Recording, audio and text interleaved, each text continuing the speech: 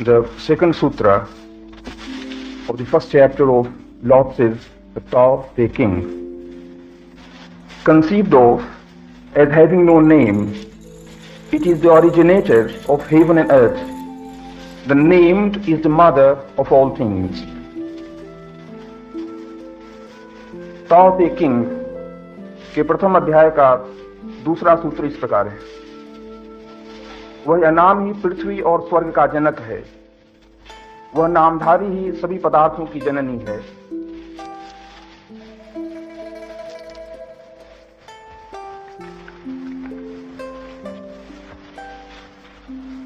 अस्तित्व है अनाम।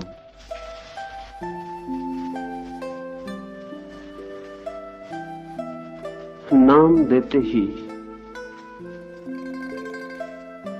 वस्तु का जन्म होता है। जब तक नाम नहीं दिया तब तक प्रत्येक वस्तु असीम अस्तित्व का अंग होती है। जैसे ही नाम दिया टूट जाती है, अलग और पृथक हो जाती है। नाम पृथकता की सीमा रेखा है। नाम का अर्थ है पृथक करना। जब तक नाम नहीं दिया तब तक सब एक है। जैसे ही नाम दिया चीजें टूट जाती हैं और अलग हो जाती हैं। लाओस से कहता है वो अनाम स्वर्ग और नरक का जन्मदाता है, मूल स्रोत है। और ये नाम या नामी समस्त वस्तुओं की जननी है। पहली बात तो ये समझ लेना चाहिए कि यदि मनुष्य पृथ्वी पर न हो तो चीजों में कोई भी फर्क न होगा। गुलाब के फूल में और गुलाब के कांटे में भेद न होगा। भेद है भी नहीं। गुलाब का कांटा गुलाब के फूल से ऐसा जुड़ा है जैसा आपके हृदय से आपकी आंखें जुड़ी।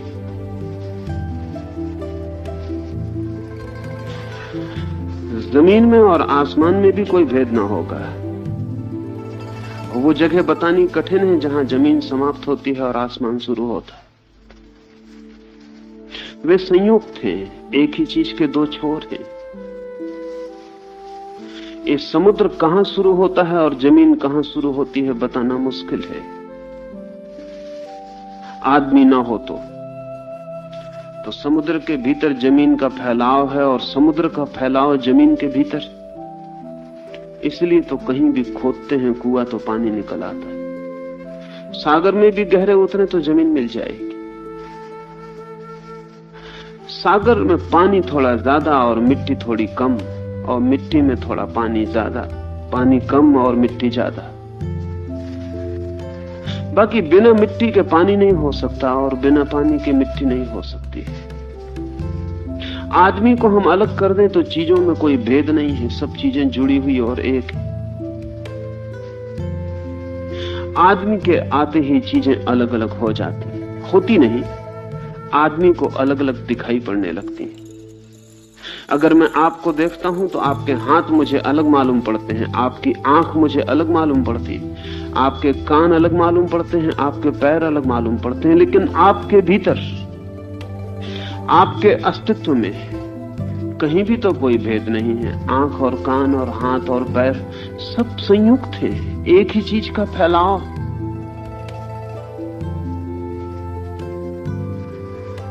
हाथ के भीतर बहने वाली ऊर्जा और शक्ति आंख के भीतर देखने वाली ऊर्जा और शक्ति से अलग नहीं है।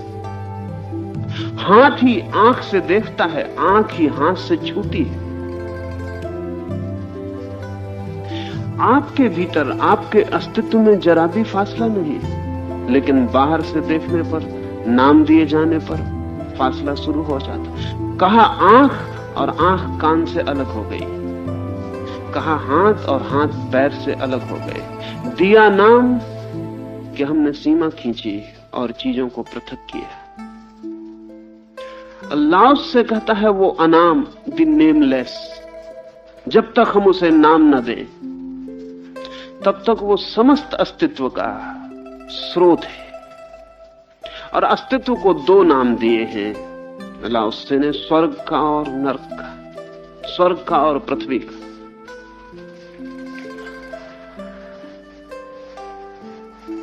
मनुष्य के अनुभव में, प्रतीति में सुख और दुख दो अनुभूतियां हैं, गहरी से गहरी। अस्तित्व का जो अनुभव है, अगर हम नाम को छोड़ दें तो या तो सुख की भांति होता है या दुख की भांति होता है।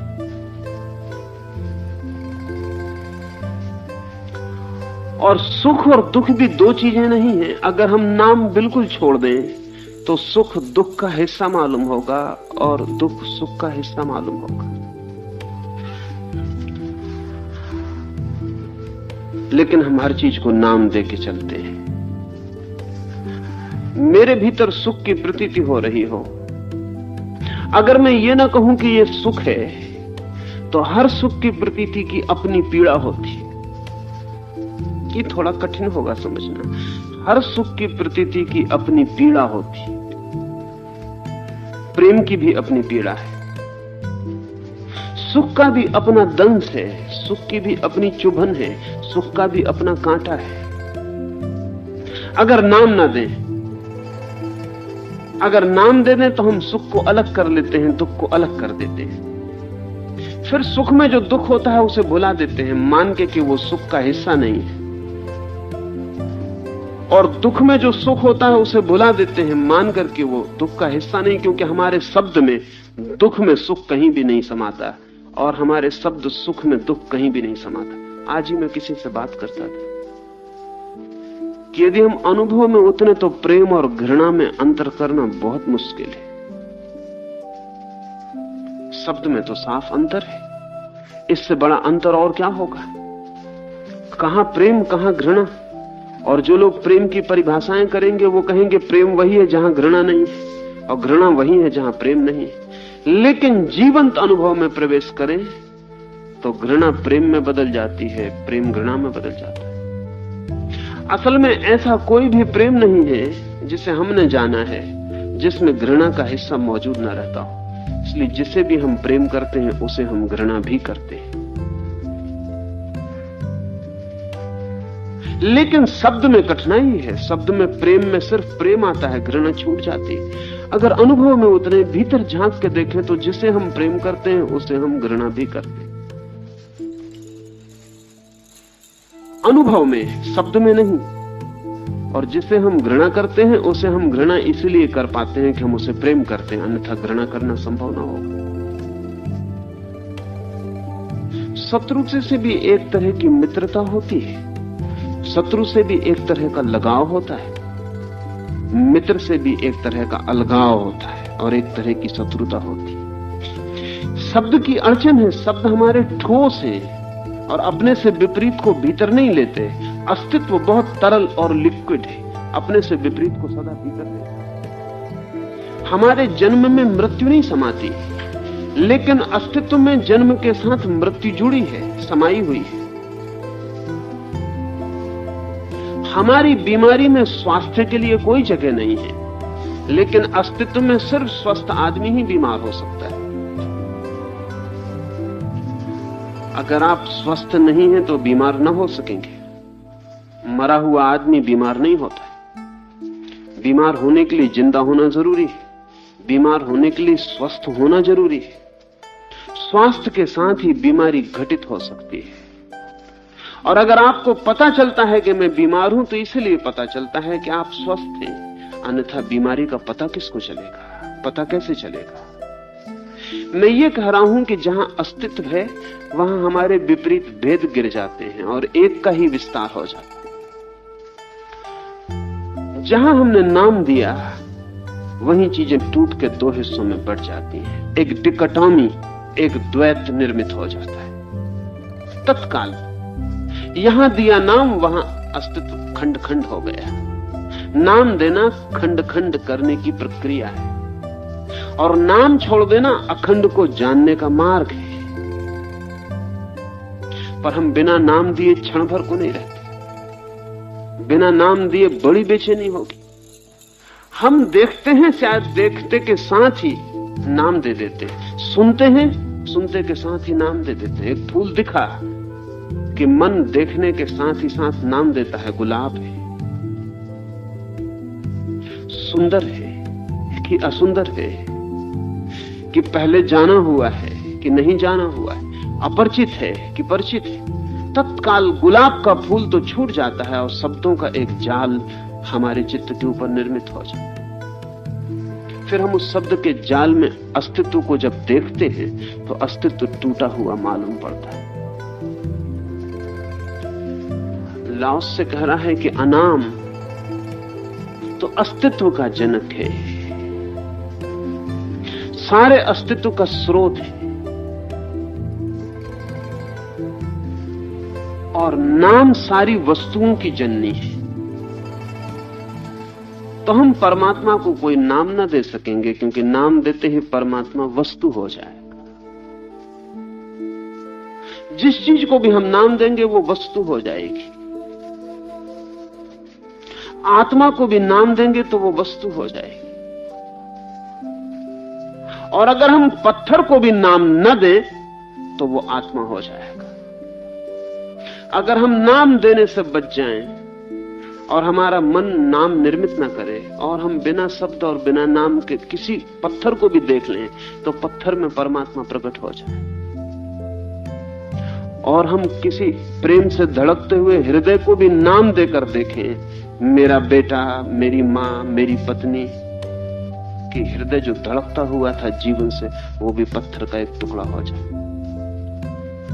दिया नाम की चेतना वस्तु बन जाती है, छोड़ा नाम की वस्तुएं चैतन्य हो जाती है। लाओस से दो हिस्से करता है। अस्तित्व, अस्तित्व को समझाने के लिए उसने मोटा हेवन एंड अर्थ, पृथ्वी और स्वर्ग, पृथ्वी से अर्थ है लाओस से का पदार्थ का, मैटर का, और स्वर्ग से अर्थ है लाओस से का अनुभव का, अनुभूति का, चैतन्य का, चेतना का। तो समस्त पदार्थ और समस्त चेतना का जनक है अनाम। स्वर्ग है एक अनुभव, पृथ्वी है एक स्थिति।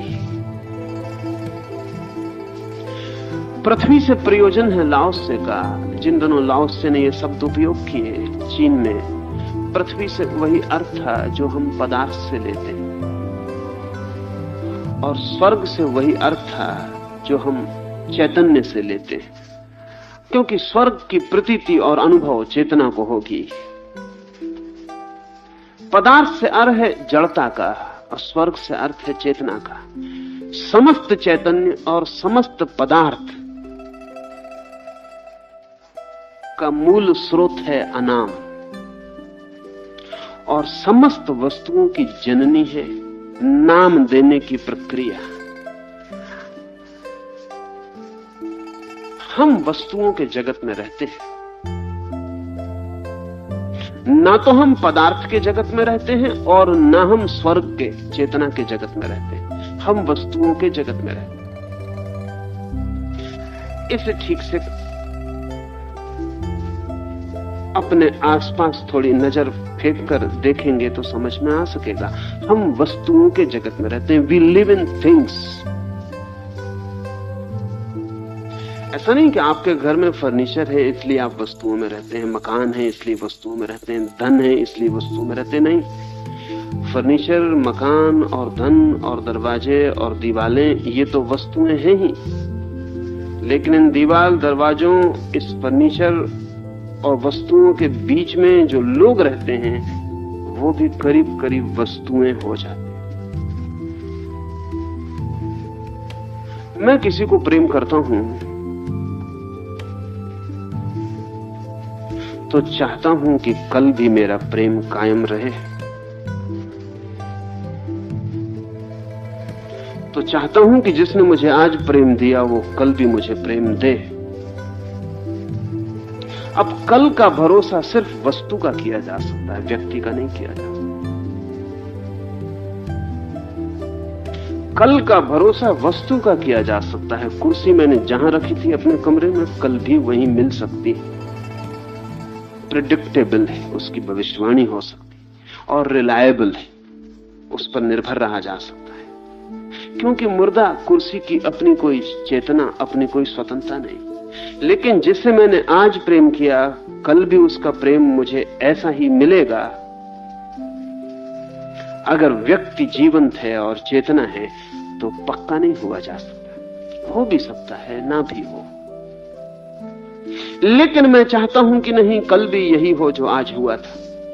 तो फिर मुझे कोशिश करनी पड़ेगी कि ये व्यक्ति को मिटा के मैं वस्तु बना लूं, तो फिर रिलायबल हो जाए। तो फिर मैं अपने प्रेमी को पति बना लूं या प्रेयसी को पत्नी बना लूं। कानून का, समाज का सहारा ले लूं, और कल सुबह जब मैं प्रेम की मांग करूं तो वो पत्नी या वो पति इंकार न कर पाएगा, क्योंकि वायदे तय हो गए हैं, समझौता हो गया है, सब सुनिश्चित हो गया है। अब मुझे इंकार करना, मुझे धोखा देना है, वो कर्तव्य से च्युत होना है। तो जिसे मैंने कल के प्रेम में बांधा, उसे मैंने वस्तु बनाया, और अगर उसने जरा सी भी चेतना दिखाई और व्यक्तित्व दिखाया तो अड़चन होगी, तो संघर्ष होगा, तो कलह होगी।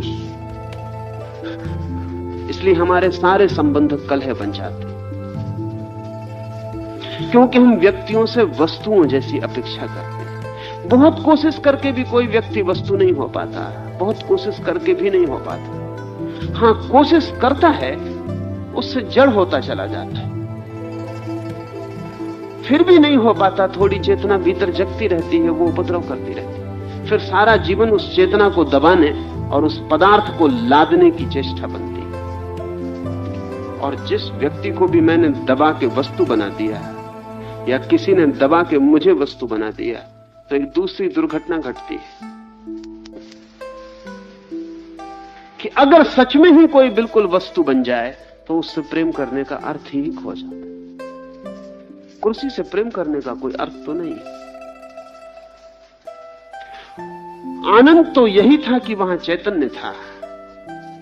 अब ये मनुष्य का डिलेमा है, ये मनुष्य का द्वंद्व है कि वो चाहता है व्यक्ति से ऐसा प्रेम जैसा वस्तुओं से ही मिल सकता है, और वस्तुओं से प्रेम नहीं चाहता, क्योंकि वस्तुओं के प्रेम का क्या मतलब है। एक ऐसी ही असंभव संभावना हमारे मन में दौड़ती रहती है कि व्यक्ति से ऐसा प्रेम मिले जैसा वस्तु से मिलता है। ये असंभव है। अगर वो व्यक्ति रहे तो प्रेम असंभव हो जाएगा, और अगर वो व्यक्ति वस्तु बन जाए तो हमारा रस खो जाएगा। दोनों ही स्थितियों में फ्रस्ट्रेशन और विषाद के कुछ हाथ न लगेगा, और हम सब एक दूसरे को वस्तु बनाने में लगे रहेंगे। हम जिसको परिवार कहते हैं, समाज कहते हैं, वो व्यक्तियों का समूह कम, वस्तुओं का संग्रह ज्यादा है। ये जो हमारी स्थिति है, इसके पीछे अगर हम खोजने जाएं तो लाओस से जो कहता है वही घटना मिलेगी। असल में जहां है नाम, वहां व्यक्ति विलीन हो जाएगा, चेतना खो जाएगी और वस्तु रह जाएगी। अगर मैंने किसी से इतना भी कहा कि मैं तुम्हारा प्रेमी हूं, तो मैं वस्तु बन गया। मैंने नाम दे दिया एक जीवंत घटना को, जो अभी बढ़ती और बड़ी होती, फैलती और नई होती, और पता नहीं कैसी होती। कल क्या होता नहीं कहा जा सकता था। मैंने दिया नाम, अब मैंने सीमा बांधी। अब मैं कल रोकूंगा, उससे अन्यथा न होने दूंगा जो मैंने नाम दिया है। कल सुबह जब मेरे ऊपर क्रोध आएगा तो मैं कहूंगा मैं प्रेमी हूं, मुझे क्रोध नहीं करना चाहिए, तो मैं क्रोध को दबाऊंगा। और जब क्रोध आया हो और क्रोध दबाया गया हो, तो जो प्रेम किया जाएगा वो झूठा और थोथा हो जाएगा। और जो प्रेमी क्रोध करने में समर्थ नहीं है, वो प्रेम करने में असमर्थ हो जाएगा। क्योंकि जिसको मैं इतना अपना नहीं मान सकता कि उस पर क्रोध कर सकूं, उसको इतना भी कभी अपना न मान पाऊंगा कि उसे प्रेम कर सकूं। लेकिन मैंने कहा मैं प्रेमी हूं, तो कल जो सुबह क्रोध आएगा उसका क्या होगा? उस वक्त मुझे धोखा देना पड़ेगा। या तो मैं क्रोध को पी जाऊं, दबा जाऊं, छिपा जाऊं और ऊपर प्रेम को दिखलाए चला जाऊं। वो प्रेम झूठा होगा, क्रोध असली होगा। असली भीतर दबेगा, नकली ऊपर इकट्ठा होता चला जाए। तब फिर मैं एक झूठी वस्तु हो जाऊंगा, एक व्यक्ति नहीं। और ये जो भीतर दबा हुआ क्रोध है, ये बदला लेगा, ये रोज रोज धक्के देगा, ये रोज रोज टूट के बाहर आना चाहेगा। और तब स्वभावतः जिसे प्रेम किया है उससे ही घृणा निर्मित होगी, और जिसे चाहा है उससे ही बचने की चेष्टा चलने लगेगी। पर नाम दे के भूल हुई है। लाओस से कहता है नाम दे के भूल हो गई है। जब मैंने किसी से कहा कि मैं तुम्हारा प्रेमी हूं, तब मैंने ठीक से समझ लिया था कि प्रेमी होने का क्या अर्थ होता है। मैंने एक क्षण की अनुभूति को स्थिर नाम दे दिया।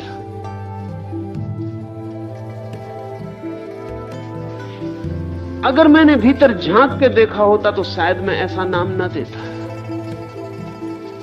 शायद चुप रह जाना उचित होता, शायद बोल के भूल हो गई।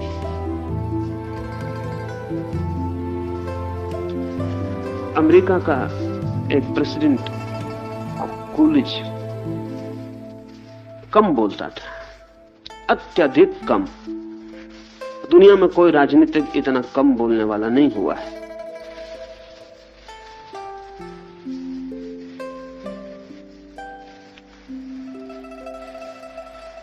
कोई मरने के वर्ष भर पहले किसी मित्र ने उससे पूछा कि कूलिज, इतना कम बोलते हो, इतना कम बोले हो जिंदगी भर, कारण क्या है? तो कूलिज ने कहा, जो नहीं बोला है उसके लिए दंड कभी नहीं मिलता। जो नहीं बोला है उसके लिए कभी पछताना नहीं पड़ता है। जो बोला है उसके लिए बहुत पछताना पड़ा है। ये तो मुझे ज्यादा अनुभव न था, कूलिज ने कहा। अगर दोबारा मुझे मौका मिले तो मैं बिल्कुल चुप रह जाने वाला हूं। ये तो अनुभव न था, ज्यादा अनुभव से धीरे धीरे सीखा। लेकिन अब मैं कह सकता हूं कि जो बोला उसके लिए दंड पाया सदा, जो नहीं बोला उसके लिए कोई पीड़ा मुझे नहीं झेलनी पड़ी। शायद आप सोचते होंगे किसी को गाली दे दी होगी उससे दंड पाया। नहीं, गाली से तो दंड मिल ही जाता है, टू ऑब्वियस, साफ ही है। नहीं, जब किसी से कहा कि मैं तुम्हें प्रेम करता हूं उसके भी दंड भोगने पड़ते।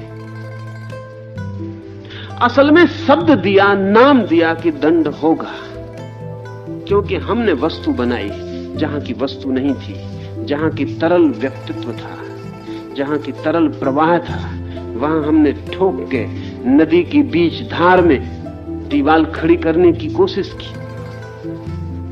अब तकलीफ होगी, अब पीड़ा होगी, जीवन प्रवाह की तरह बहना चाहेगा और हमारे ठोके गए नाम के तख्ते अड़चन डालेंगे। और जीवन बड़ा है, कोई तख्ता नाम का ठोका हुआ टिकेगा नहीं, बहा के ले जाएगा, लेकिन तब पीछे पीड़ा का दंश और पश्चाताप और विषाद छूट जाता। लाओस से कहता है नाम ही मत देना। नाम दिया कि वस्तुएं पैदा हो जाती। एक क्षण को सोचें कि अगर अचानक ऐसी घटना घट जाए कि हम यहां इतने लोग बैठे हैं और हम सब भाषा भूल जाएं, एक घंटे भर के लिए, तो जमीन आसमान में कोई फर्क होगा? तो अंधेरे और प्रकाश में कोई फर्क होगा?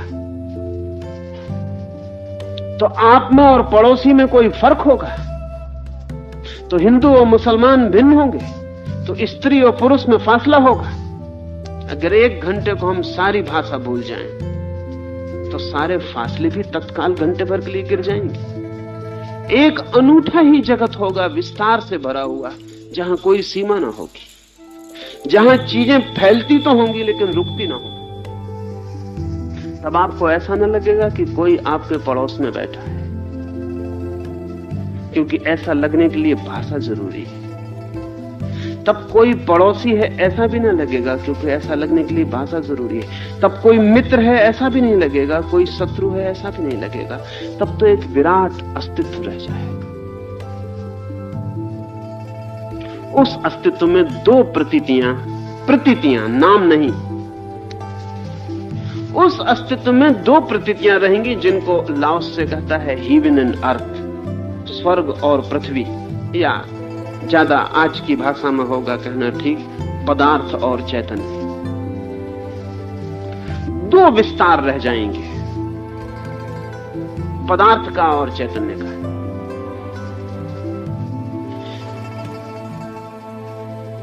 ये प्रतीति होगी, ये भी नाम नहीं होगा,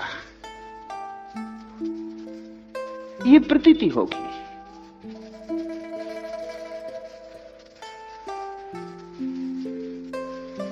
शेष सारे नाम वस्तुओं के हैं। वस्तु पदार्थ भी हो सकती है, वस्तु व्यक्ति भी हो सकता है। अगर हम व्यक्ति को नाम देंगे तो वो भी वस्तु हो जाता है, अगर हम पदार्थ को नाम देंगे तो वो भी वस्तु हो जाता है। अगर मैंने कहा ये कुर्सी तो वो भी वस्तु हो गई, और मैंने कहा पत्नी, पति, बेटा, वो भी वस्तु हो गई। बेटे को भी पजेस किया जा सकता है, कुर्सी को भी पजेस किया जा सकता है। बेटे की भी मालकियत हो सकती है, कुर्सी की भी मालकियत हो सकती है, लेकिन जीवन की कोई मालकियत नहीं हो सकती, और ना पदार्थ की कोई मालकियत हो सकती। क्योंकि आपको पता नहीं कि जब आप नहीं थे तब भी ये कुर्सी थी, और आप जब नहीं होंगे तब भी ये होगी। और आप जिसको कह रहे हैं मेरा बेटा, कल उसकी श्वास बंद हो जाएगी तो आप उसको मरघट में जाके जला आएंगे, और जब उसकी श्वास बंद हो रही होगी तब आप आकाश से ये ना कह सकेंगे कि मेरा बेटा मेरी बिना आज्ञा के उसकी श्वास कैसे बंद हो रही। तब आप अपने बेटे से ये ना कह सकेंगे कि तू बड़ा अनुशासनहीन, उच्छृंखल, मुझसे पूछा भी नहीं और तूने सांस बंद कर दी। मरते वक्त मुझसे तो पूछ लेना था, मैं तेरा बाप हूं, मैंने तुझे जन्म दिया है। लेकिन मरते वक्त न बेटा पूछ सकेगा, न बाप की आज्ञा की जरूरत पड़ेगी। अस्तित्व किसी की मालकियत नहीं मानता। जन्म के समय भी आपको भ्रम ही हुआ है कि आपने जन्म दिया है। अस्तित्व किसी की मालकियत नहीं मानता, न वस्तुएं किसी की मालकियत मानती है। लेकिन नाम के साथ मालकियत पैदा होती और नाम के साथ वस्तु बनती। वस्तु का दूसरा छोर है मालकियत। जहां भी मालकियत है वहां वस्तु होगी। वो व्यक्ति की है कि पदार्थ की, इससे कोई फर्क नहीं पड़ता। जहां किसी ने कहा मेरा, वहां मालकियत खड़ी हो जाए, तो वही चीजें अस्तित्व को खो देंगी और वस्तुएं बन जाएंगी। हम रहते हैं वस्तुओं से घिरे हुए। इन सारी वस्तुओं का जन्मदाता लाओस से कहता है नाम देने की प्रक्रिया, द नेमिंग। ये जो हम नाम दिए चले जाते हैं, यही मैं सदा लाओस से के संबंध में कहता रहा हूं। एक मित्र के साथ लाओस से सुबह घूमने निकलता है, वर्षों से साथी है। मित्र जानता है कि लाओस से सदा चुप रहता है, तो मित्र के घर कोई मेहमान आया है और वो उसको भी घुमाने ले आया। और रास्ते में उस मेहमान ने बड़ी परेशानी अनुभव की। वो बहुत रेस्टलेस हो गया है, क्योंकि ना लाओस से बोलता है ना उसका मेजबान बोलता है। वो मित्र बहुत परेशान हो गया, आखिर उसके बस के बाहर हो गया। तो उसने कहा कि सुबह बहुत सुंदर है, देखते हैं। लेकिन न मित्र ने देखा ना जवाब दिया, न लाओस ने देखा ना जवाब दिया। तब और बेचैनी उसकी बढ़ गई, इससे तो चुप ही रहता तो अच्छा। लौट आए। लौटने के बाद लाओस ने मित्र के कान में कहा कि अपने साथी को दोबारा मत लाना, बहुत बातूनी मालूम पड़ता है, टू मच टॉकेटिव।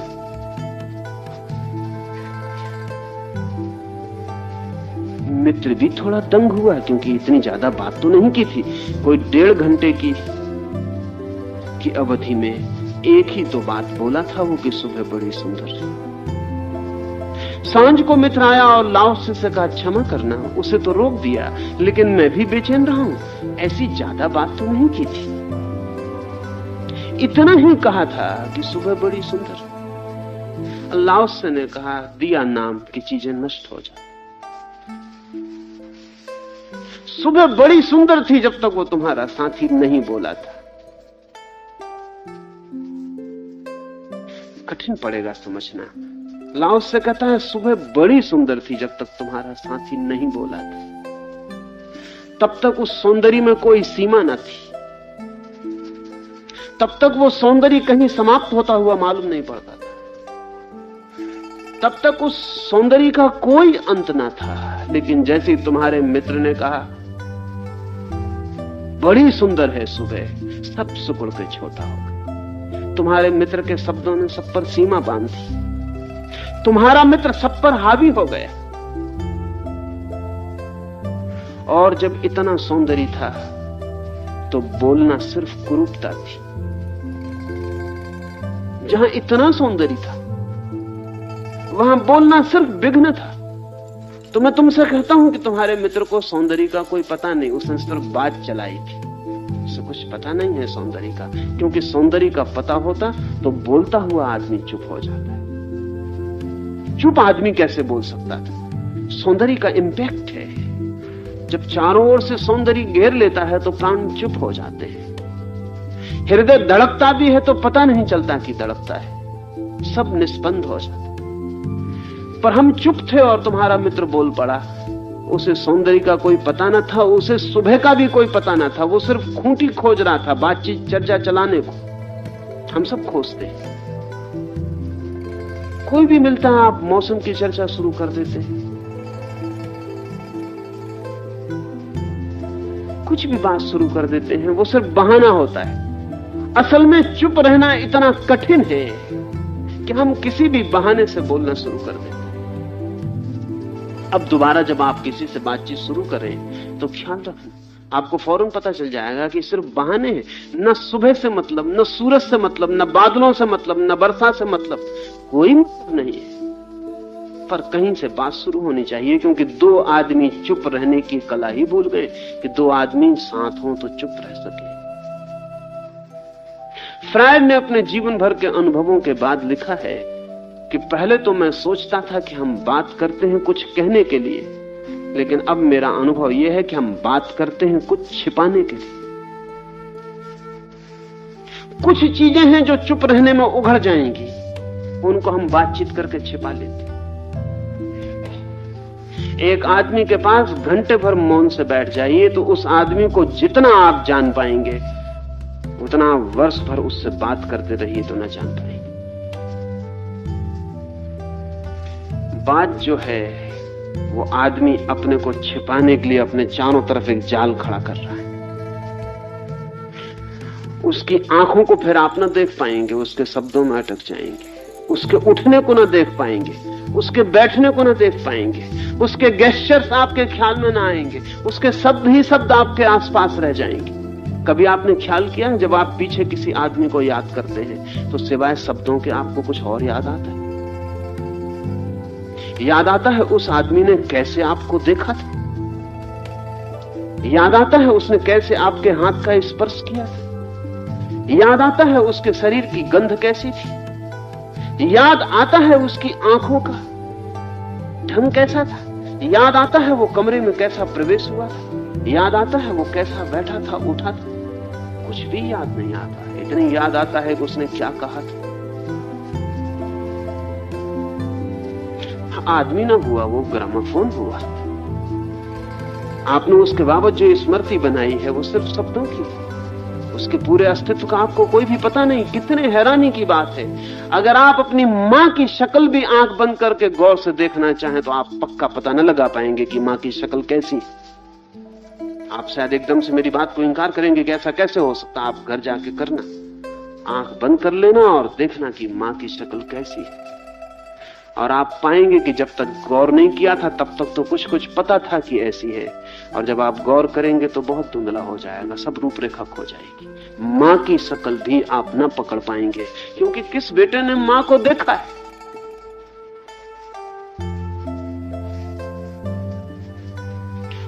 और अगर याद भी आएगी तो किसी फोटोग्राफ के कारण याद आएगी, मां की वजह से नहीं आएगी। कोई चित्र की वजह से याद आ सकती है। आपके घर में कोई चित्र लटका है, वो याद आ जाएगा। लेकिन फर्क समझना, आप मां मौजूद थी वो याद नहीं आती है। उसके खून से बड़े हुए हैं, उसकी गोदी में उठे हैं, उसके साथ दौड़े हैं, बैठे हैं, बात की है, सब किया है, वो याद नहीं आती। एक तस्वीर जो घर में लटकी है वो याद आती। तस्वीर एक वस्तु है, मां एक व्यक्ति है, लेकिन व्यक्ति याद नहीं आता और तस्वीर याद आती। क्या कारण क्या होगा? असल में हम जीवित के संपर्क से बचते रहते हैं, खुद भी, और दूसरा भी हमारे जीवित को न जान ले उसको भी बचाते रहते हैं। ये सारी जिंदगी एक बचाव है। और भाषा बड़ी कुशलता से बचाने का इंतजाम करती थी। एक फ्रेंच वैज्ञानिक 12 वर्षों तक साइबेरिया में एस्किमोस के बीच में रहा। 12 वर्ष लंबा वक्त है, और एस्किमो इस पृथ्वी पर उन थोड़ी सी कौमों में से एक है जो भाषा के कारण अभी भी पागल नहीं हुए। एस्किमो दिन में 10-5 शब्द बोले तो काफी।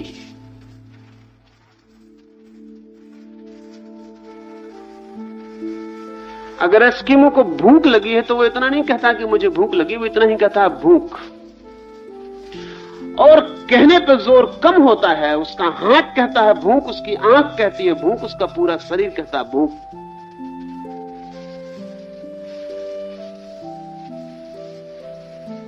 बड़ी मुश्किल में पड़ गया। उस वैज्ञानिक के संस्मरण में पढ़ता था, उसने लिखा है कि मेरे पहले 6 महीने तो ऐसे थे जैसे मैं नर्क में पड़ गए, क्योंकि वे बोलते ही नहीं और मैं बोलने को उबलता था, लेकिन किससे बोलूं?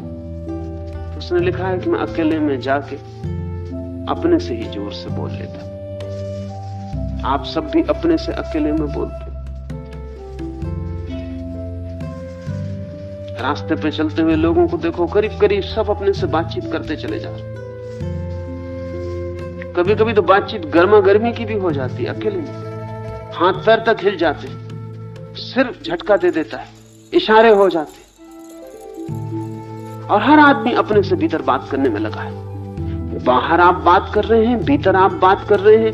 एक क्षण का अवकाश नहीं कि नाम से आप हट जाएं, शब्द से आप हट जाएं और अस्तित्व में आपकी गति हो जाए। लेकिन 6 महीने तकलीफ तो बहुत थी उस वैज्ञानिक को। 6 महीने के बाद उसे बड़े अनूठे अनुभव होने शुरू हुए। पहली दफे जिंदगी में शब्दहीन गैप, शब्दहीन अंतराल आने लगे, और तब उसे पता चला कि एस्किमो किसी और ही दुनिया में रह रहे हैं।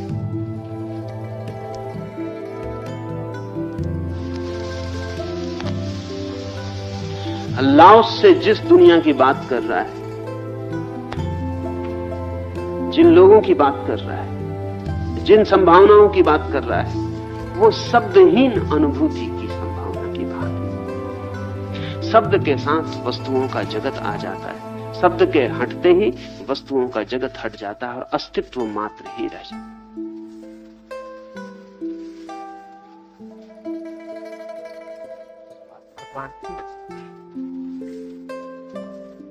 भगवान श्री अनाम की इस मौन अनुभूति को स्वर्ग और पृथ्वी या चेतना व पदार्थ ऐसा द्वैत मूलक नाम क्यों दिया गया है? अद्वैत की अभिव्यक्ति को अद्वैत की अभिव्यक्ति क्यों नहीं की गई है? अभिव्यक्ति द्वैत की ही हो सकती है, अद्वैत अनभिव्यक्त रह जाता है। तो जो अधिकतम किया जा सकता है वो 2, बोलने में। निकटतम जो सत्य के है वो 2, बोलने में। बोलने के बाहर तो एक ही रह जाता है। लेकिन भाषा किसी भी चीज को 2 में तोड़े बिना नहीं बोल सकती है। लाओस से बोल रहा है, लिख रहा है, तो जो न्यूनतम भूल हो सकती है वो कर रहा है। इससे ज्यादा ठीक बात नहीं हो सकती। और अगर हमें इसे भी इंकार करना हो तो भी शब्द का ही उपयोग करेंगे। तो हम कहेंगे अद्वैत, दो नहीं, लेकिन फिर भी हमें दो का तो उपयोग करना ही पड़ेगा। नहीं कहने के लिए भी कहना पड़ेगा दो नहीं। वो दो तो हमारा पीछा करेगा ही। जब तक हम बोलने की चेष्टा करेंगे दो हमारा पीछा करेगा ही। बोलना छोड़े तो एक रह जाता है। हम कह सकते हैं कि हम एक ही क्यों ना बोलें, लेकिन हमें ख्याल नहीं है जब आप बोलते हैं एक, तब तत्काल दो का ख्याल पैदा हो जाता है। ऐसा आदमी खोजना मुश्किल है जो बोले एक और दो का ख्याल पैदा ना करवा दे, और जो बोले एक उसको भी दो का ख्याल तत्काल पैदा हो जाता। असल में एक का कोई अर्थ ही नहीं होता अगर दो ना होते हो। एक सिर्फ दो तक पहुंचने की सीढ़ी का काम करता है और कुछ भी नहीं। लाओस से दो शब्दों का प्रयोग कर रहा है, इसीलिए कि शब्द में अधिकतम जो कहा जा सकता है वो दो। अनेक को घटा घटा के दो तक लाया जा सकता है। फिर उसके पार तो निशब्द का जगत है। उसके पार तो इतना भी नहीं कहा जा सकता है जितना लाओस से कह रहा है। ये भी नहीं कहा जा सकता कि वो एक अनाम है, उस एक के लिए अभिव्यक्ति नहीं दी जा सकती। जो भी हम कहेंगे कहते ही दो बन जाता है। करीब करीब ऐसा है जैसे हम पानी में एक लकड़ी को डालें, डालते ही वो तिरछी हो जाती। होती नहीं, दिखाई पड़ती। हो जाती तो इतना उपद्रव न था, तो वो भी सत्य हो जाता कि लकड़ी तिरछी हो गई। होती नहीं, दिखाई पड़ती। बाहर निकालते हैं फिर एक हो जाती, हो नहीं जाती, वो एक थी ही। फिर पानी में डालते हैं वो फिर तिरछी हो जाती। और जिस आदमी ने 1000 दफे पानी में डाल के देख ली है, वो जब 1001वीं बार फिर पानी में डालता है तो वो ये आशा न रखे कि मैं इतना अनुभवी हो गया, अब मुझे तिरछी न दिखाई पड़ेगी। तिरछी तो दिखाई पड़ेगी। अनुभव केवल इतना ही फायदा देगा कि वो आदमी मानेगा नहीं कि तिरछी, दिखाई तो तिरछी ही पड़ेगी। जैसे पानी में डालते ही रेडिएशन का नियम बदल जाता है, किरणों की गति बदल जाती है, इसलिए लकड़ी तिरछी दिखाई पड़ने लगती है। वैसे ही भाषा में सत्य को डालते ही रेडिएशन बदल जाता है,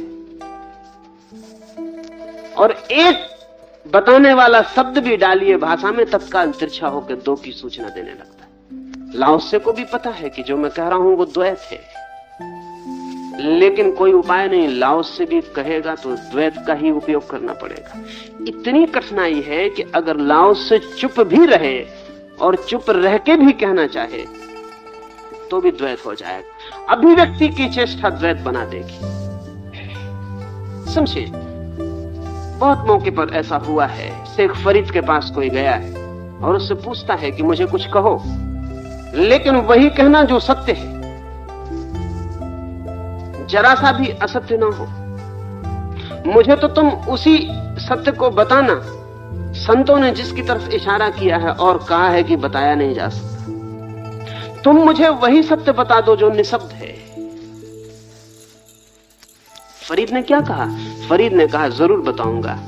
तुम अपने प्रश्न को इस भांति बना के लाओ कि शब्द उसमें ना हो। तुम निशब्द में पूछोगे, मैं निशब्द में उत्तर दे दूंगा, लेकिन तुम मेरे साथ जाति मत करो कि तुम शब्द में पूछो और मैं निशब्द में उत्तर दूं। तुम जाओ, तुम निशब्द बना लाओ अपने प्रश्न को, मैं वायदा करता हूं कि निशब्द में उत्तर दूंगा।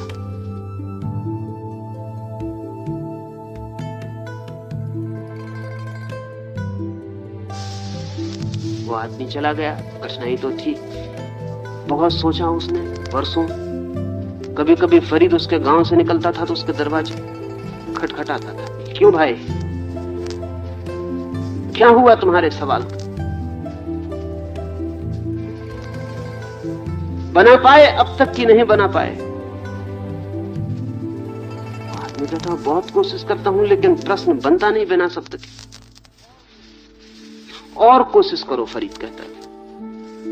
जब तुम्हारी कोशिश पूरी हो जाए और तुम बना लो निशब्द प्रश्न, तो आ जाना मेरे पास, मैंने उत्तर तैयार रखा है। वो आदमी भी मर गया, फरीद भी मर गया। ना वो आदमी कभी फरीद के पास गया, ना कभी वो फरीद का सवाल किसी को सुनने मिला। मरते वक्त किसी ने फरीद से पूछा कि वो तैयार उत्तर आपके पास है, वो आदमी तो आते ही नहीं, हम सब सुनने को उत्सुक हैं, वो आप हमें बता जाएं।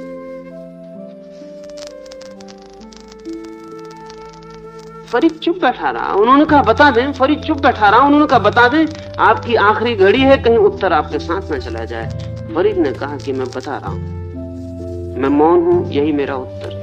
लेकिन अगर मैं इतना भी कहूं कि मैं मौन से बता रहा हूं, तो उससे द्वैत पैदा होता है, क्योंकि उसका मतलब होता है मौन से बताया जा सकता है, बिना मौन के नहीं बताया जा सकता। डुअलिटी खड़ी हो जाती है,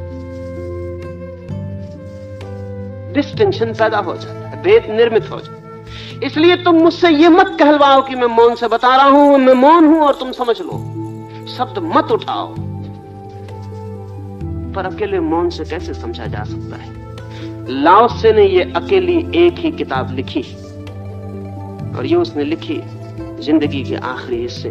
उसने कोई किताब कभी नहीं लिखी, और जिंदगी भर लोग उसके पीछे पड़े थे। साधारण से आदमी से लेकर सम्राटों तक ने उससे प्रार्थना की थी कि लाओ त्से अपने अनुभव को लिख जाओ। लाओ त्से हंसता और टाल देता, और लाओ त्से कहता कौन कब लिख पाया है, मुझे उस नासमझी में मत डालें। पहले भी लोगों ने कोशिश की है, जो जानते हैं वो उनकी कोशिश पे हंसते हैं क्योंकि वो असफल हुए हैं, और जो नहीं जानते हैं वो उनकी असफलता को सत्य समझ के पकड़ लेते हैं।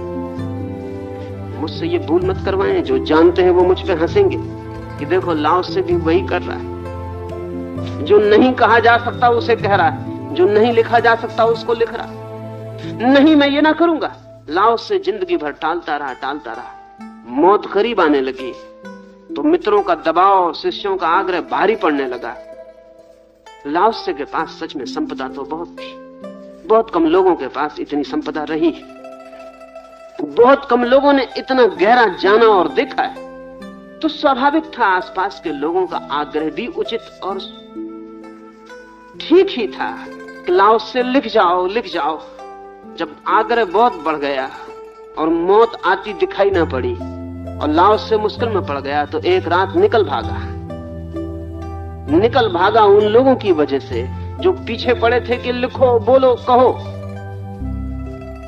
सुबह शिष्यों ने देखा कि लाओ त्से की कुटिया खाली है, पक्षी उड़ गया, पिंजरा खाली पड़ा है। वो बड़ी मुश्किल में पड़ गए।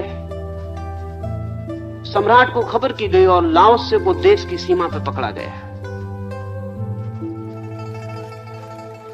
सम्राट ने अधिकारी भेजे और लाओ त्से को रुकवाया चुंगी पर, देश की जहां चीन समाप्त होता था। और लाओ त्से से कहा कि सम्राट ने कहा है कि चुंगी दिए बिना जा ना सकोगे बाहर। तो लाओ त्से ने कहा कि मैं कुछ ले ही नहीं जा रहा हूं जिस पे चुंगी देनी पड़े।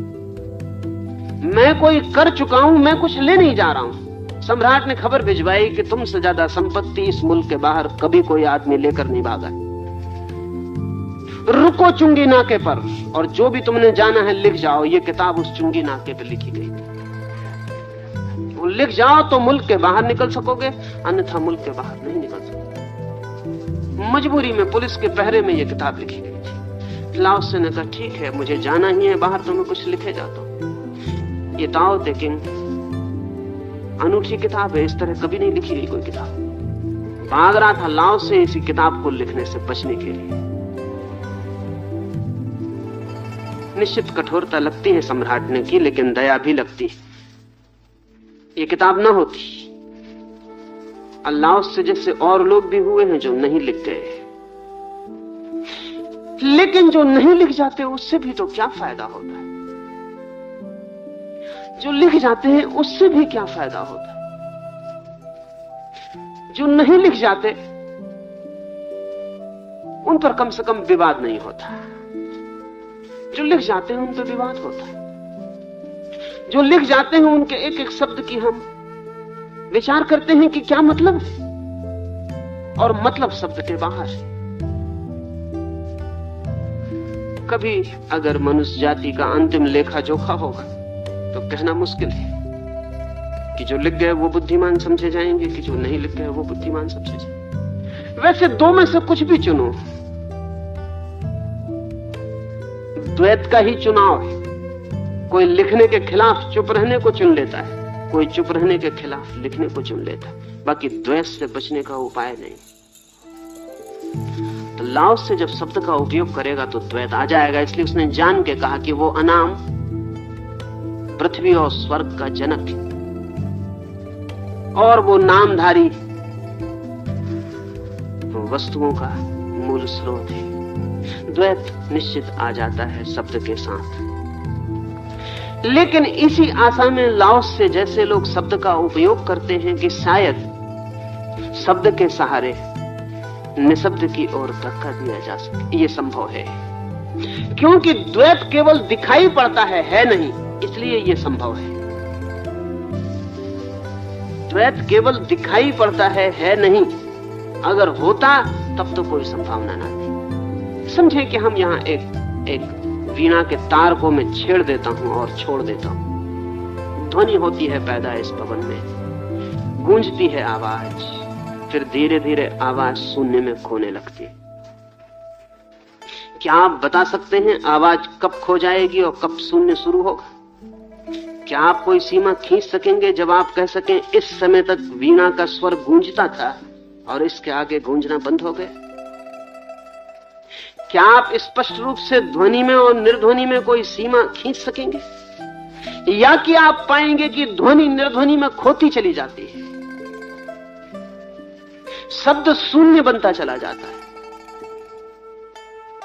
अगर एक वीणा के छेड़े गए तार के साथ आप अपने मन के तार को बिठाकर बैठ जाएं और जैसे जैसे तार की छेड़ी हुई ध्वनि शून्य में गिरने लगे, आप भी उसके साथ उतने ही मौन में गिरने लगे, तो थोड़ी ही देर में आप पाएंगे कि ध्वनि के सहारे आप निर्ध्वनि में पहुंच गए, शब्द के सहारे आप निशब्द में पहुंच गए। इस आशा में ही लाओस से या बुद्ध या महावीर या कृष्ण या क्राइस्ट बोलते, इस आशा में ही कि शायद उनके शब्द के सहारे से आपको वो धीरे से निशब्द में ले जा सके। एक उपाय की भांति बुद्ध निरंतर कहते थे कि मैं जो भी बोलता हूं वो उसे कहने के लिए नहीं जो है, तुम्हें वहां तक पहुंचाने के लिए। उसे कहने के लिए नहीं जो है, क्योंकि वो तो नहीं कहा जा सकता, लेकिन तुम्हें वहां तक पहुंचाया जा सकता है जहां वो है। शायद मेरे शब्दों की आवाज सुन के तुम उस तरफ की यात्रा पर निकल जाओ, उस आयाम में, उस दिशा में तुम्हारा मुंह फिर जाए, तो शायद किसी दिन तुम उस महागड्ढ में, उस अबिस में गिर जाओ, उस अतल में गिर जाओ जहां उस परम का साक्षात्कार है। लेकिन द्वैत तो सभी की भाषा में आ जाएगा। बुद्ध संसार और निर्वाण की बात करते हैं, द्वैत हो गया। महावीर पदार्थ और आत्मा की बात करते हैं, द्वैत हो गया। ये तो खैर, लेकिन महावीर तो कहते हैं कि ठीक है, द्वैत को मैं मान के चलता हूं। शंकर तो द्वैत को मान के नहीं चलते, लेकिन माया और ब्रह्म की बात किए बिना काम नहीं चलता। शंकर तो कहते हैं दो नहीं है, फिर भी माया की बात और ब्रह्म की बात तो करनी ही पड़ती है,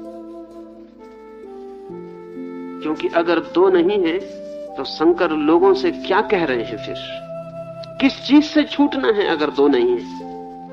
किस चीज से मुक्त होना है अगर दो नहीं है? अगर ब्रह्म ही है तो हम सब ब्रह्म हैं ही। अब जाना कहां, अब पहुंचना कहां है, अब करना क्या है? तो शंकर को भी कहीं से तो छुड़ाना पड़ता है। कुछ है जो छोड़ने जैसा है, अज्ञान है, माया है, अविद्या है, फिर दो खड़े हो जाते। शंकर बड़ी मुश्किल में पड़े रहे, क्या करें? महावीर ने इसलिए सुस्पष्ट कहा कि दो है, मान के चले, क्योंकि जब दो मिट जाएंगे तब तुम खुद ही जान लोगे कि एक है। उसकी चर्चा हम ना करें, हम दो की ही चर्चा करें। हम दो की ही चर्चा में से वहां ले चलें जहां दोनों गिर जाते हैं। शंकर ने कहा हम उसकी ही चर्चा करेंगे जो एक है, लेकिन कठिनाई में पड़ गए और दो की चर्चा करनी पड़ी। जिन्होंने दो की चर्चा की है उनको भी एक का इशारा करना पड़ा है। बुद्ध इतना कहते हैं संसार छोड़ो, निर्वाण पाओ, और आखिरी वचन में कहते हैं संसार और निर्वाण एक ही। बहुत चौंका गए। बुद्ध का ये वचन 2000 साल तक बेचैनी का कारण रहा है बौद्ध भिक्षु और साधक के लिए। संसार ही निर्वाण, इससे ज्यादा कठिन बात और क्या होगी अगर संसार ही निर्वाण है? तो फिर जाना कहां है? फिर छोड़ना क्या है? फिर पाना क्या है? तो कुछ तो बुद्ध के पंथ हैं जो इंकार करते हैं कि यह वचन बुद्ध का ना होगा, क्योंकि बुद्ध तो कहते हैं छोड़ो संसार पाओ निर्वाण। ये दोनों को एक वो कैसे कहेंगे? इंकार ही करते हैं कि वचन बुद्ध का नहीं होगा, लेकिन जो जानते हैं वो कहते हैं यही वचन बुद्ध का है, बाकी और छोड़े भी जा सकते हैं। जब बुद्ध ने जाना होगा तब संसार और निर्वाण में कोई भी फर्क नहीं रह जाता। तब शरीर और आत्मा में भेद नहीं, तब माया और ब्रह्म एक है, और तब बंधन और स्वतंत्रता एक ही चीज के दो रूप है। बंधन और स्वतंत्रता। पर ये अनुभव अभिव्यक्ति तो तत्काल दो बन जाएगी। अभिव्यक्ति देने के लिए लाओस से कहता है पृथ्वी और स्वर्ग, पदार्थ और चेतना।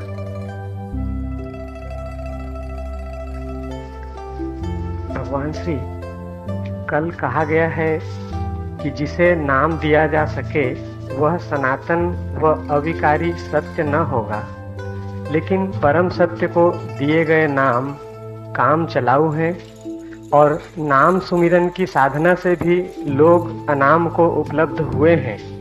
कृपया समझाएं कि अविकारी नाम से यात्रा प्रारंभ करके विकारी नाम से यात्रा प्रारंभ करके अविकारी अनाम को उपलब्ध क्यों नहीं किया जा सकता?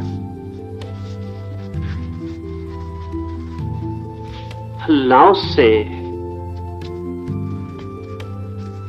छलांग को पसंद करता है, सीढ़ियों को नहीं।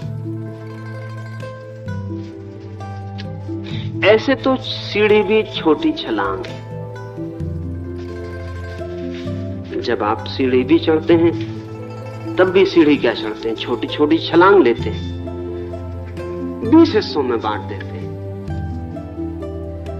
कोई आदमी 20 हिस्सों की सीढ़ी को इकट्ठी छलांग लेता है। एक छलांग में 20 सीढ़ियों वाले हिस्से को कूद जाता है। अगर हम कहना चाहें तो यह भी कह सकते हैं कि वो आदमी बड़ी सीढ़ी बनाता है। छलांग न कहना चाहें तो कोई अड़चन नहीं, हम कह सकते हैं कि वो आदमी 20 सीढ़ी की एक ही सीढ़ी बनाता है। एक आदमी उसी हिस्से को 20 टुकड़ों में तोड़ के सीढ़ी पर चढ़ता है। हम ऐसा भी कह सकते हैं कि वो आदमी 20 छलांग लेता है। आदमी आदमी पर निर्भर है, साहस साहस पर निर्भर है। अल्लाह से छलांगवादी है। वो कहता है कि जिसे छोड़ना ही है उसे पकड़ना ही क्यों। विकारी से निर्विकारी तक जाना है, छोड़कर ही जाया जा सकता है। छोड़ दो और पहुंच जाओ। जो सीढ़ीवादी हैं, जो ग्रेजुअल प्रोग्रेस की धारणा रखते हैं, जैसा कि आमतौर से नाम स्मरण वाले साधक और संत हुए हैं, जैसे मीरा है या चैतन्य है, ये भी वहीं पहुंच जाते हैं जहां लाओस से पहुंचता है।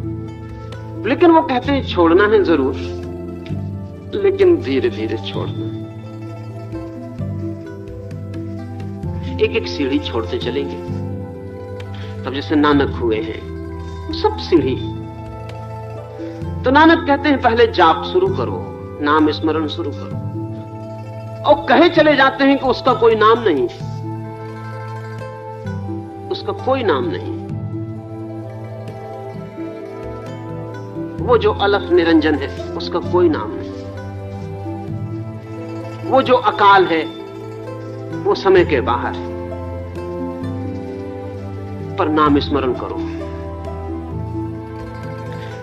पहले ओंठ से नाम स्मरण करो, ये पहली सीढ़ी। फिर ओंठ को बंद कर लो, फिर कंठ से नाम स्मरण करो, ये दूसरी सीढ़ी। फिर कंठ से भी छोड़ दो, फिर हृदय से स्मरण करो, ये तीसरी सीढ़ी। फिर हृदय से भी छोड़ दो, फिर अजपा जाप हो जाए। तुम मत करो, जाप को होने दो, तुम मत करो, और ऐसा हो जाता है। ओंठ से, फिर कंठ से, फिर कंठ से भी नहीं, फिर सिर्फ हृदय से, और जब हृदय से होने लगता है तो छोड़ दो। फिर पूरे शरीर के रोए रोए में, पूरे अस्तित्व में नाम गूंजने लगता है। पर यह भी मंजिल नहीं है, वे सीढ़ी चल रहे हैं। फिर इसको भी छोड़ दो। फिर अजपा, अब जाप ही नहीं। पर ये 4 सीढ़ियों में छोड़ा गया। अजपा आएगा, अनाम आएगा, लेकिन 4 सीढ़ियों में छोड़ा गया। अल्लाह से कहता है जिसे छोड़ना ही है उसे इतने धीरे धीरे क्या छोड़ना। लाओस से कहता है कि अगर छोड़ते हो इतने धीरे धीरे तो उसका मतलब है छोड़ने का तुम्हारा मन नहीं है, पकड़े रखना चाहते हो, इसलिए पोस्टपोन करते हो। कहते हो कि जरा अभी ओंठ से कर ले, फिर ओंठ का छोड़ देंगे, फिर कंठ से कर लेंगे, फिर कंठ से छोड़ देंगे। जब अजपा में ही जाना है तो लाओस से कहता है अभी और यहीं, समय को खोने की जरूरत क्या है, छोड़ दो।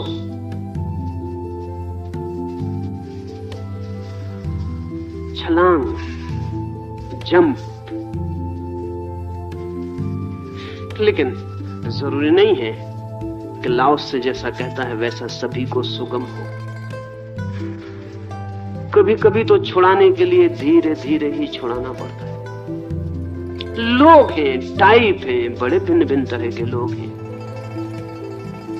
अगर किसी को हम कहें कि छलांग के सिवा कोई रास्ता ही नहीं, सीढ़ियों से उतरने का उपाय ही नहीं है, तो इसका मतलब ये नहीं कि वो छलांग लगाएगा। अगर वो छलांग लगाने वाला नहीं है तो सीढ़ियां भी नहीं उतरेगा, बस इतना ही होगा।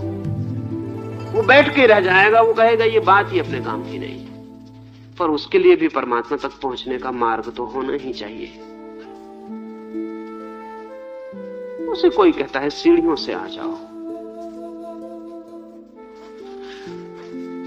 लाओस से जो कह रहा है वो उसके अपने टाइप की बात कह रहा है। इसे सदा ध्यान में रखना, नहीं तो मेरी बात में आपको निरंतर कठिनाई होगी।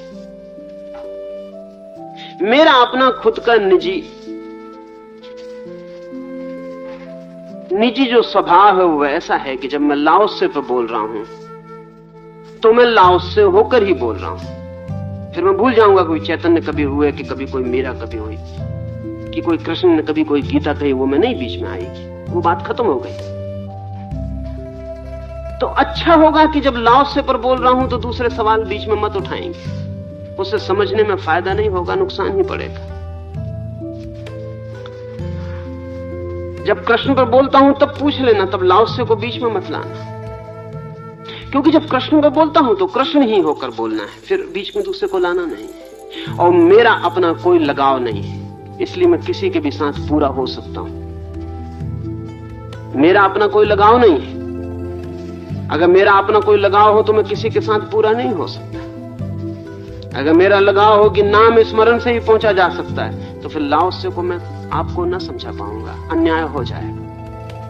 नहीं, मैं कहता हूं लाओस से बिल्कुल ही ठीक कहता है, एकदम ठीक कहता है। और फिर भी जब मैं चैतन्य पर बोलूंगा तो कहूंगा कि चैतन्य बिल्कुल ठीक कहते हैं, सीढ़ियों से भी पहुंचा जा सकता है। लेकिन अभी उसे मत उठाएं, क्योंकि उससे उठाने से लाओस से को समझने में कोई सुगमता ना होगी। उसे भूल जाएं, उसे बिल्कुल ही भूल जाएं। लाओस से को समझने बैठे हैं तो छलांग की बात ही पूरी समझ लें। नहीं तो हमारा मन ऐसा करता है, जब मैं छलांग की बात समझाने बैठता हूं तब आप सीढ़ियों की बात उठाते हैं, और जब मैं सीढ़ियों की बात समझाने बैठता हूं तब आप छलांग की बात उठाते हैं। आप चूकते हैं, बेईमानी है वो मन की। क्योंकि जब मैं कहता हूं कीर्तन करो तब आप कहते हैं कीर्तन से क्या होगा, और जब मैं कहता हूं सब फेंक दो, नाम वगैरह जला दो, तब आप कहते हैं कि ये आप तो कह रहे थे कि कीर्तन से होगा। ना आपने वो किया, ना आप ये करेंगे, आप अपना बचाव खोजते चले जाएंगे। आपसे जो बन पड़े वो कर लो, लेकिन इतना तो कर ही लो कम से कम कि जो मैं समझा रहा हूं उससे पूरा का पूरा प्रमाणिक समझ लो, उसमें दूसरे को डालो ही मत। वो सब फॉरेन, जैसे लाओस से के बीच में नाम की बात ही मत लाना, संकीर्तन कीर्तन का सवाल ही मत उठाना, वो बिल्कुल कचरा है। लाओस से की व्यवस्था में उसका कोई भी उपयोग नहीं। वो वैसे ही है जैसे कि एक बैलगाड़ी के चाक को उठा के वो कार में लगाने की कोशिश में कोई लग जाए। ऐसा नहीं कि बैलगाड़ी नहीं चलती, बैलगाड़ी बराबर चलती है। उल्टा भी नहीं होगा, कार के चक्के को भी बैलगाड़ी में लगाने मत चले जाओ। ऐसा नहीं कि वो नहीं चलता है, वो भी चलता है। एक सिस्टम अपने भीतर गतिमान होती है, अपने बाहर व्यर्थ हो जाए।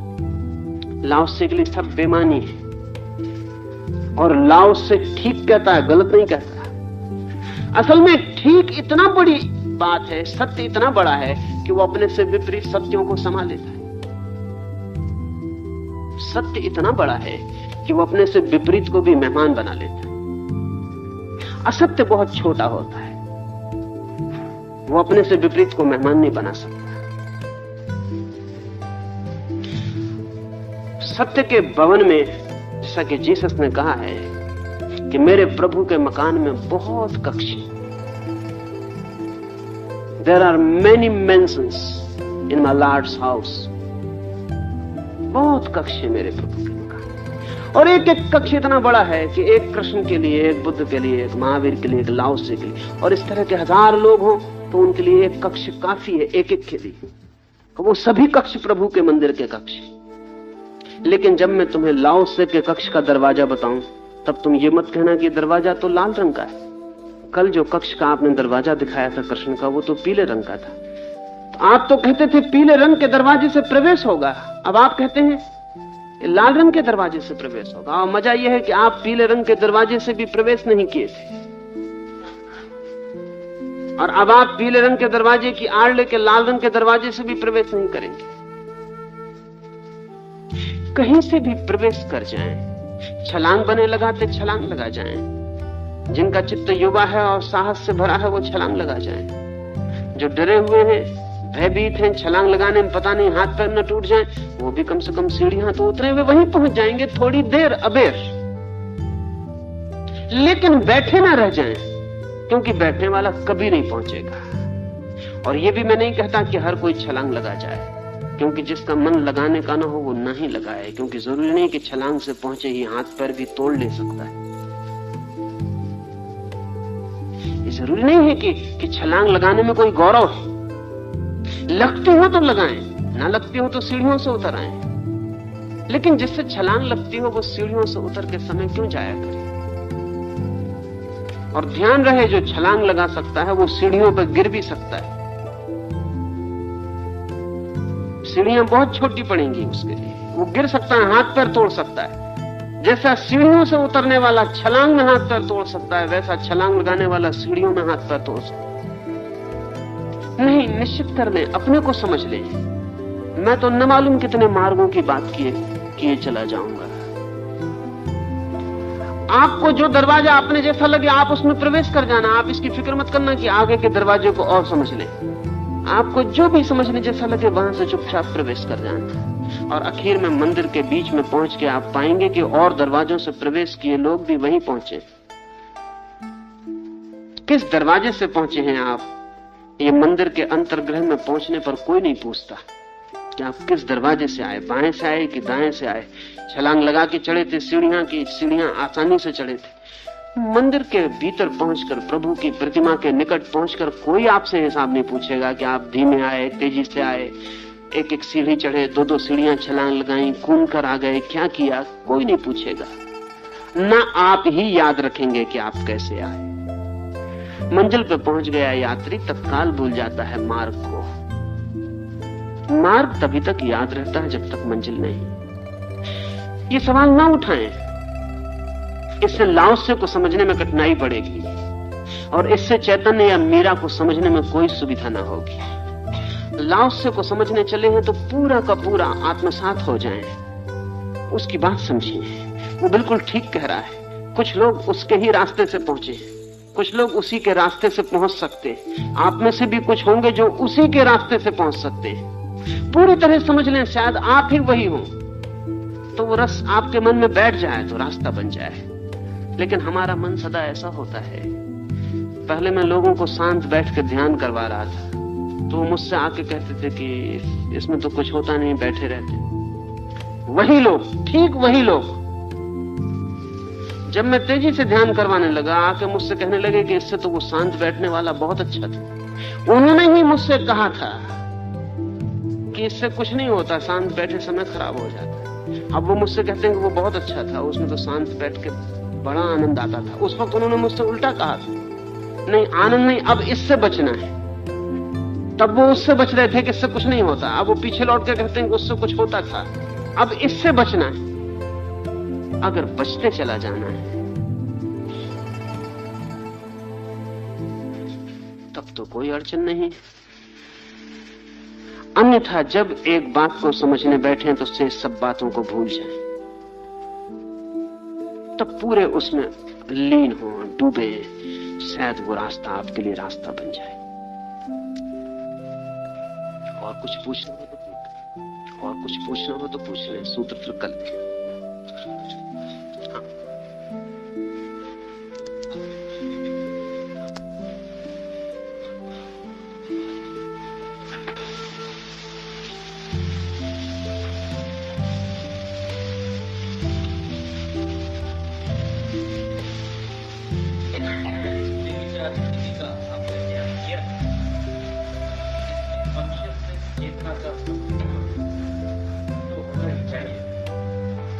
अगर कॉन्शियस माइंड निर्विचार में निष्क्रिय हो जाए तो इसमें और जड़ अस्तित्व में क्या फर्क है? जब कुछ भी करना नहीं, सिर्फ निपट होना ही लक्ष्य हो, तो ऐसी स्थिति में और रूप शांति में कोई फर्क नहीं दिखता। हमारे में चेतना के अस्तित्व का क्या प्रयोजन हो सकता है? लकड़ी की कुर्सी का अस्तित्व और निर्विचार निष्क्रिय नाभि के अस्तित्व में क्या फर्क है? ना तो आपने कभी लकड़ी की कुर्सी होकर देखा और न कभी निर्विचार मनुष्य होकर देखा। दोनों में से कोई भी आपने नहीं देखा।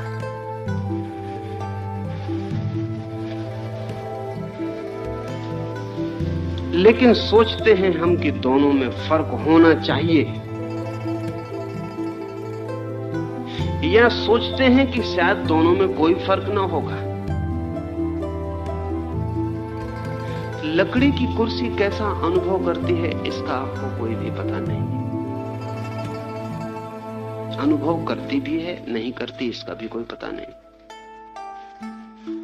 निर्विचार मनुष्य कैसा अनुभव करता है इसका भी कोई पता नहीं। लेकिन प्रश्न मन में उठता है। प्रश्न बिल्कुल स्वाभाविक है। हमारे सभी प्रश्न ऐसे हैं,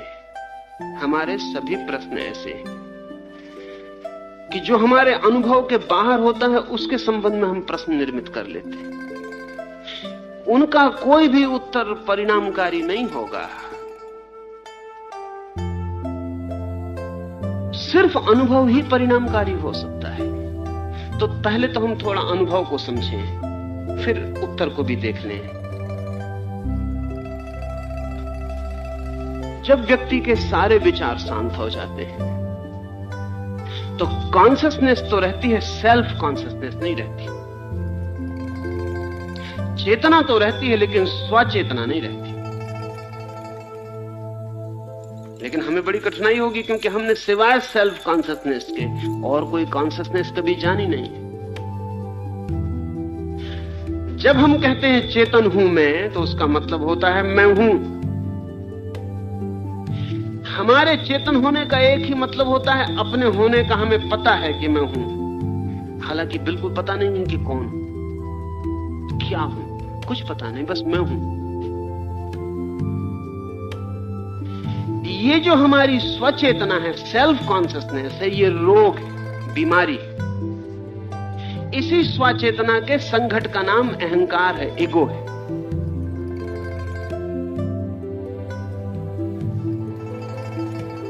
इस स्वचेतना को बढ़ाने के लिए हम हजार तरह के उपाय करते हैं।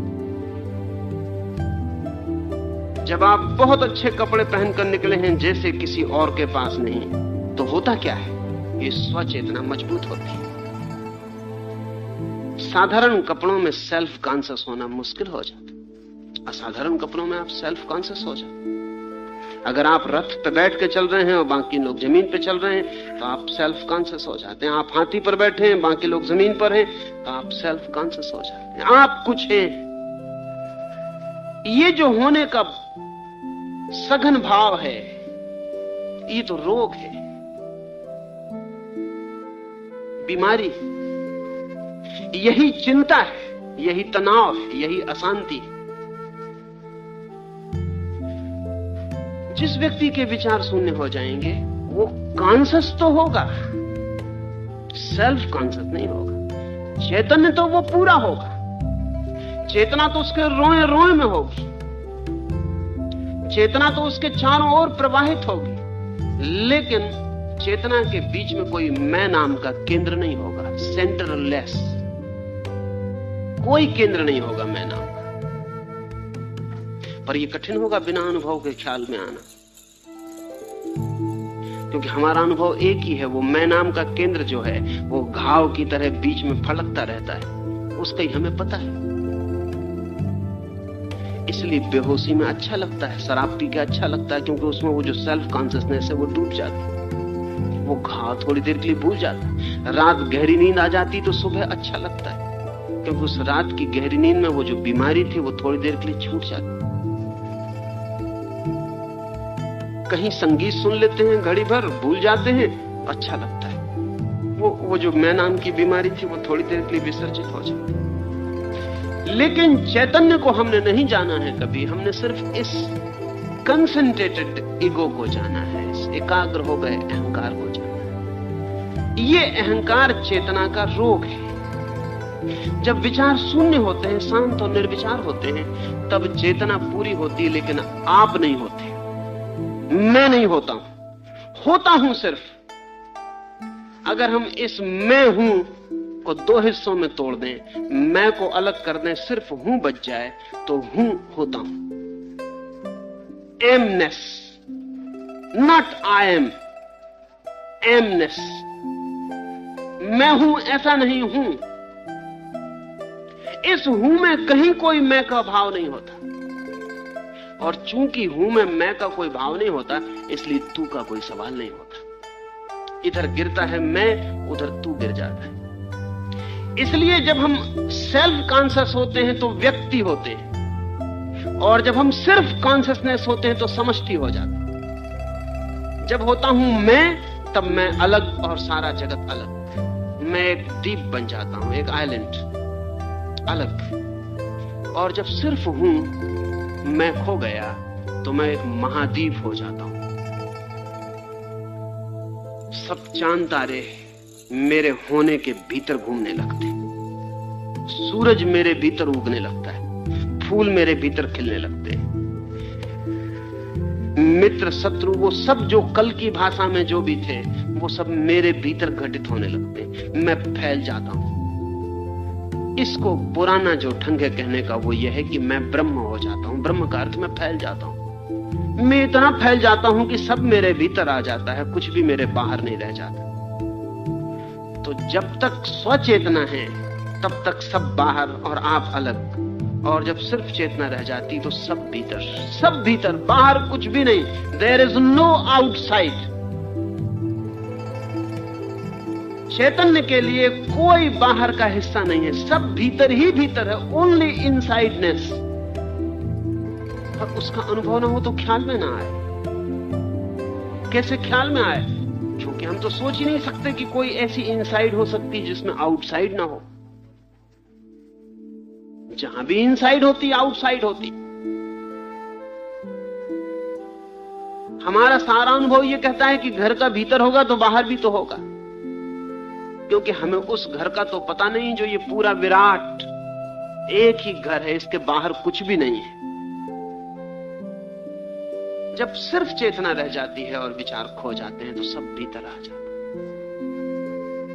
तब सवाल है कि फिर जड़ और चेतन में वहां क्या फर्क होगा? वो पूछते हैं आपकी कुर्सी में और हम में क्या फर्क होगा? ये अभी सवाल उठता है क्योंकि अभी आपको कुर्सी में और अपने में फर्क दिखाई पड़ता है। उस विराट चैतन्य की स्थिति में कुर्सी भी आपके भीतर होगी, आपका हिस्सा होगी। इतनी ही चैतन्य होगी जितने चैतन्य आप हैं। कुर्सी भी जीवंत होगी, इतनी ही जीवंत होगी जितने जीवंत आप हैं। कुर्सी अभी भी जीवंत है, लेकिन उसके जीवंत होने की जो डायमेंशन है वो इतनी भिन्न है कि आप उससे परिचित नहीं हो सकते। कोई भी चीज चेतना के बाहर नहीं है, सब चेतना के भीतर है। और कोई भी चीज ऐसी नहीं है जिसके बाहर चेतना हो। सब चीजों के भीतर चैतन्य का वास है, लेकिन बहुत बहुत ढंगों से। ढंग को थोड़ा हम समझ लें तो हमारे ख्याल में आए। एक पत्थर उठा के मैं फेंकूं दीवाल के पार, तो वो दीवाल के पार नहीं जाता, दीवाल के इसी पार गिर जाता। लेकिन हवा में से फेंकता हूं तो हवा के पार चला जाता। दीवाल का ढंग और है, हवा का ढंग और है। दीवाल का ढंग और है, हवा का ढंग और है। लेकिन ऐसी चीजें हैं जो दीवाल के पार चली जाती हैं। जैसे एक्सरे है, वो दीवाल के पार चली जाती है। उसके लिए दीवाल हवा की तरह ही व्यवहार करती है। एक्सरे के लिए दीवाल दीवाल का व्यवहार नहीं करती, हवा का ही व्यवहार करती। एक्सरे को पता ही नहीं चलेगा कि दीवाल पड़ी बीच में, या हवा पड़ी बीच में, या दीवाल पड़ी, पत्थर था कि हवा थी, कुछ पता नहीं चलेगा। एक्सरे दोनों को पार कर जाए। एक्सरे के लिए दीवाल हवा जैसी है, पर पत्थर के लिए हवा जैसी नहीं है। पत्थर कहेगा दीवाल अलग है, हवा अलग। मैं आपको यह कह रहा हूं कि हमारी जो चेतना होती है उसके ऊपर निर्भर करता है कि हमें चीजें कैसी दिखाई पड़ती हैं। अगर हम सेल्फ सेंट्रिक हैं तो कुर्सी अलग है, मैं अलग हूं। और अगर सेल्फ टूट गया तो जैसे दीवाल और हवा एक्सरे के लिए एक ही हो जाती, ऐसे ही उस चेतना के लिए दोनों एक हो जाते, कोई भेद नहीं रह जाता। पर उसका हमें पता हो तभी। उसका हमें पता ना हो तो जब तक एक्सरे का कोई पता नहीं था, कोई मानने को राजी नहीं हो सकता था कि आपकी पेट की अंतड़ियों की तस्वीर बाहर से ली जा सकेगी। कोई कैसे मानने को राजी होता? ये हो ही कैसे सकता है? फोटोग्राफर कहता कि पागल हो गए हैं आप, तस्वीर लेंगे तो आपकी चमड़ी की आएगी, आपके भीतर की हड्डियों की कैसे आएगी? वो भी किरणों का उपयोग करता है, लेकिन साधारण किरणों का उपयोग करता है। पर ऐसी किरण भी है जो चमड़ी को पार करके हड्डी पर पहुंच जाती है। उस किरण का जब हमें पता चला तब हमने जाना कि यह हो सकता है। असल में चैतन्य के भी आयाम हैं। जिस चेतना में हम जीते हैं उसका फैलाव बिल्कुल नहीं है, अपने में सुकड़े हुए रहते हैं। कुर्सी भी अलग है, पड़ोसी भी अलग है, सब चीजें अलग हैं, हम अलग हैं। अलगाव हमारी चेतना का स्वभाव है, जैसी चेतना अभी है। और जैसे ही चेतना का रूप बदलता है, विचारों के हटते ही गुणात्मक अंतर होता है, वैसे ही चीजों में पृथकत्व गिर जाता है, बीच के फासले गिर जाते हैं, सारी चीजें एक मालूम होने लगती है और प्रत्येक चीज नए ढंग से जीवंत मालूम होने लगती है। एल्डस हक्सले ने पहली दफा जब LSD लिया तो भाग्य की बात कि आपके सवाल से मेल खाता है, वो जहां बैठा था सामने ही एक कुर्सी रखी थी। और जब उसने LSD लिया तो थोड़ी देर में वो बहुत हैरान हो गया, कुर्सी से जैसे किरणें निकलने लगी। कुर्सी जो साधारण सी मुर्दा सी कुर्सी थी, उससे किरणें निकलने लगी, उसमें अनूठे रंग दिखाई पड़ने लगे। वो बहुत हैरान हो गया। उसने कुर्सी में ऐसे सौंदर्य और ऐसी महिमा का कभी दर्शन ही नहीं किया था। जब उसने अपनी किताब लिखी जिसमें उसने ये वर्णन किया तो उसने कहा मैं चकित हो गया। उस दिन मुझे पहली दफा पता चला, हक्सले ने लिखा, कि कुर्सी ऐसी भी हो सकती। पर वो ये कुर्सी नहीं थी, वो तो कोई और ही रूप था। इतने सुंदर रंग थे उसमें कि किसी हीरे से कैसे निकले। इतनी जीवंत थी कि उस पर बैठा ना जा सके। इतनी सुंदर थी कि मैंने कोई सूर्य और चांद और तारे इतने सुंदर नहीं देखे। तब एल्डस हक्सले ने लिखा कि उस दिन मुझे ख्याल में आया, LSD से तो कुछ नहीं हुआ था, LSD से तो थोड़ा सा चेतना फैलती है, वो थोड़ा कॉन्शियसनेस एक्सपेंडिंग ड्रग है। थोड़ी सी आपकी चेतना थोड़ी सी फैल जाती है कुछ क्षणों के लिए, पर इतने से फैलाव में कुर्सी जीवंत हो गई। तो एल्डस हक्सले ने लिखा कि अब मैं मान सकता हूं उन लोगों को जिन्होंने पत्थर को देख के भगवान जैसा प्रणाम किया हो, उनकी चेतना का कोई फैलाव और रहा होगा। तो एल्डस हक्सले ने लिखा कि अब मैं मान सकता हूं वान गॉग जैसे चित्रकार को जिसने कुर्सी का चित्र बनाया, क्योंकि कुर्सी का कोई चित्र किस लिए बनाया? आप सोच सकते हैं कि पेंट करने बैठे कुर्सी का चित्र बनाइए।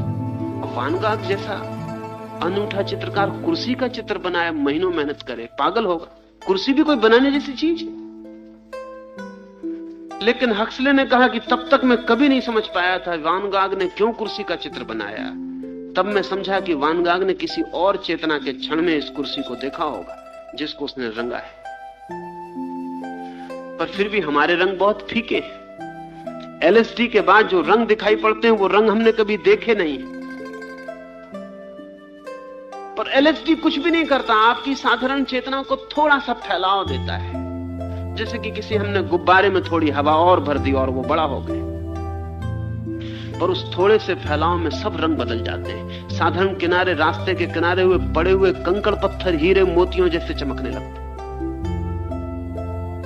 आज अगर एलएसडी का इतना प्रभाव है सारे पश्चिम पर और सारी पश्चिम की नई पीढ़ी दीवानी है, उसका और कोई कारण नहीं है। ये सारा जगत बहुत रूपवान हो जाता है। ये सारा जगत ऐसा सेंसेशन से भर जाता है जैसा हमने कभी नहीं जाना। साधारण सा हाथ परमात्मा का हाथ जैसा मालूम हो सकता है। साधारण से कपड़े ऐसी रौनक और ऐसी महिमा ले लेते हैं जैसा कि कल्पना के बाहर। ये सब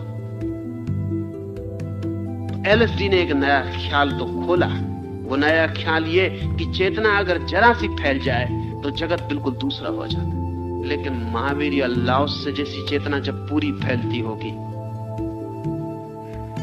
छोटी मोटी नहीं पूरी तरह ही फैल जाती होगी, असल में जो जो रोकने वाले कारण थे अहंकार के वो सब गिर जाते होंगे। फैलाव पूर्ण होता होगा। उस क्षण कुर्सी में और आप में क्या फर्क रहेगा,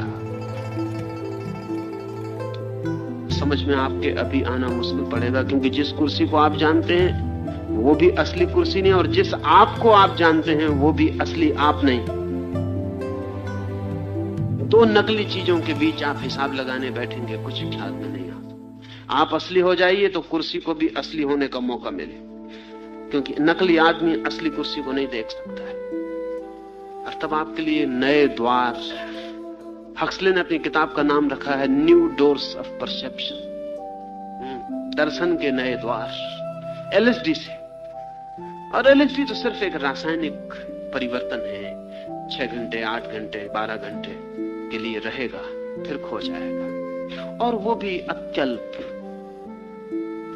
लेकिन जिन्हें परमात्मा अनुभव हुआ, जिनकी स्वचेतना खो गई, चेतना खो गई नहीं, जिनकी स्वचेतना खो गई और जो चैतन्य हुए, उनके लिए तो सारे फासले गिर जाते हैं। और प्रत्येक जगत का कण कण अगर महावीर संभल के चलते हैं तो जैसा जैनी समझते हैं वैसा नहीं कि चींटी को बचाने के लिए चल रहे हैं कि कहीं कोई मच्छर न मर जाए इसलिए परेशान है। जो मच्छर आपको दिखाई पड़ता है वो महावीर को नहीं दिखाई पड़ता है, नहीं तो वो भी इतनी फिक्र उसकी नहीं कर सकते। जो चींटी आपको दिखाई पड़ती है वो महावीर को दिखाई पड़ती हो तो इतनी फिक्र वो भी नहीं कर सकते। असल में चींटी में पहली बार उस ब्रह्म के दर्शन होते हैं जो हमको कभी नहीं होते। इसलिए महावीर बचा के चलते हैं, ऐसा नहीं, और कोई उपाय ही नहीं है, चलना ही पड़ेगा ऐसा बच के। मच्छर नहीं है, चींटी नहीं है, उतना ही जीवन उनमें प्रकट हो गया जितना खुद महावीर के भीतर प्रकट हो गया। एक और ही जगत का द्वार खुलता है। उस जगत के द्वार खुलने पर आप इसी दुनिया में नहीं रहते, इसलिए इस दुनिया के सवाल आप मत पूछिए।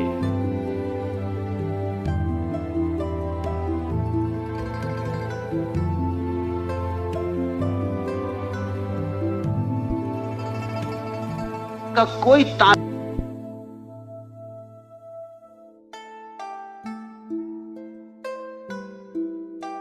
इस दुनिया के सवाल से उस दुनिया का कोई तालमेल, कोई कंसिस्टेंसी, कोई रिलेवेंस नहीं है। हमारे सवाल करीब करीब ऐसे हैं जैसे कि आप मुझसे पूछें कि सपने में मैं सो जाता हूं, तो जब मैं सो जाता हूं तो मेरे सोए हुए सपने की हालत में मेरे कमरे का और मेरा क्या संबंध होता है? कोई संबंध नहीं होता। कि होता है कोई संबंध? आप इस कम सो सकते हैं और लंदन में हो सकते हैं सपने में। कमरे के भीतर बंद सो सकते हैं और खुले आकाश के नीचे हो सकते हैं, चांद तारों के नीचे, सपने में। क्या संबंध होता है आपका इस कमरे से सोते वक्त? नहीं, जैसे आप सोते हैं आप चेतना के दूसरे आयाम में प्रवेश कर जाते हैं। ये कमरा जिस आयाम में था वहीं पड़ा रह जाता है, आप दूसरी दुनिया में चले गए। फिर आपको इस कमरे के बाहर जाना हो तो दरवाजा नहीं खोलना पड़ता है। स्वभाव तो आप पूछेंगे कि सपने में अगर बाहर जाना हो तो चाबी पास रखनी चाहिए, कि सपना ठीक से देखना हो तो चश्मा लगाना चाहिए। नहीं, चश्मे की कोई जरूरत ना पड़ेगी, आंखें कितनी ही कमजोर हो। आप दूसरे आयाम में प्रवेश कर रहे हैं जहां इस तरह के चश्मे की कोई जरूरत ना पड़ेगी, इस आंख की भी जरूरत नहीं पड़ेगी, इस दरवाजे को खोलने की भी जरूरत नहीं, और बाहर हो जाएंगे। लेकिन जिस आदमी ने सपना ना देखा हो कभी, उससे आप कहें कि एक ऐसी भी हालत होती है कि बिना दरवाजा खोले बाहर हो जाते हैं, वो कहेगा माफ करो आपका दिमाग ठीक है। अगर आप किसी आदमी से कहें जिसने सपना ना देखा हो कि एक ऐसी भी हालत होती है कि ना हवाई जहाज में बैठो, ना ट्रेन में सवार हो, ना जहाज में यात्रा करो, क्षण भर में यहां से लंदन पहुंच जाओ, कोई बीच में वाहन की जरूरत ही नहीं पड़ती, दरवाजा खोलो मत, चाबी की जरूरत नहीं, निकल जाओ, पहुंच जाओ, वो कहेगा आपका दिमाग तो ठीक है ना। जिसने सपना ना देखा हो वो आपसे पूछेगा तो टकरा ना जाएंगे बंद दरवाजे से, तो बिना चाबी के ताला कैसे खुलेगा? उसके सब सवाल संगत हैं, फिर भी आप हंसेंगे, आप कहेंगे तुझे सपने का पता नहीं। तो वहां ये कोई सवाल संगत नहीं। जैसे ही विचार गिर जाते हैं और निर्विचार चेतना का जन्म होता है, आप एक बिल्कुल ही और लोक में प्रवेश करते हैं। उस लोक में इस जगत की कोई भी चीज संगत नहीं है, कोई भी चीज, कोई भी नियम संगत नहीं है। इस जगत में जो जड़ दिखाई पड़ रहा है वो वहां चैतन्य हो जाएगा। इस जगत में जो मृत दिखाई पड़ रहा है वहां जीवंत हो जाएगा। इस जगत में जहां दरवाजे थे वहां दीवालें हो जाएंगी, इस जगत में जहां दीवालें थी वहां दरवाजे हो जाएंगे। इस जगत का कोई भी प्रश्न संगत नहीं है। इसलिए हम जो जो प्रश्न उठाए चले जाते हैं उनकी कोई अर्थवत्ता नहीं है। प्रश्न इसीलिए अर्थपूर्ण हो सकते हैं कि हम उस लोक में कैसे प्रवेश करें। लेकिन अगर आप सोचते हो कि इसी लोक में बैठे हुए हम उस लोक की बातों को प्रश्नों से समझ लेंगे, तो आप गलती में, वो संभव नहीं हो सकता। आज इतना ही, और पूछना कुछ अच्छी बात।